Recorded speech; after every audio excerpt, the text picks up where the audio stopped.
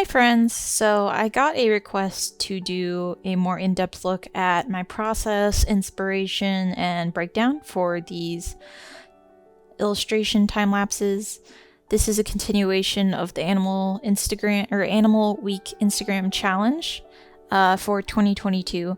So I decided to make a series of illustrations based on this Italian mice family, and this drawing is the prompt was bedtime.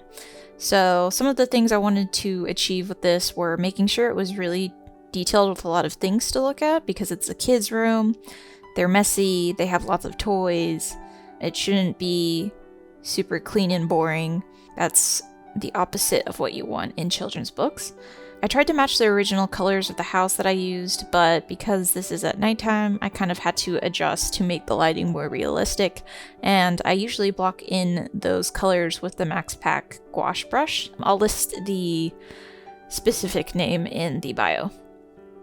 So I thought one of the kids reading would be super cute, but I think I just didn't like how blobby it looked for them to be sitting there, so eventually I changed that.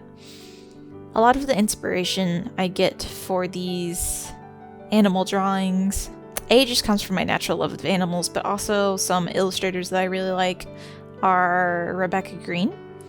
I think that's probably my biggest inspiration, at least for the last year, and I happened to discover the Brambley Hedge book series, which is illustrated by Jill Barklam. And if you've ever seen those, they're crazy detailed with hundreds and hundreds of things to look at. I don't want to have that much stuff to draw in my illustrations, but specifically something that was inspired by that were these quilts on them. I feel like unless you see it somewhere else, you just tend to draw the most simplistic thing, which would have just been a solid blanket, but she has lots of quilts in her illustrations, and I think it's super cute, so I added some rainbow ones in there.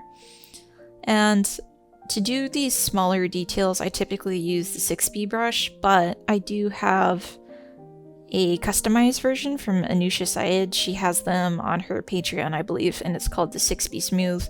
Like the name suggests, it is just a smoother version of the 6B brush, which I think is, just comes default in Procreate, but she adjusted it, so.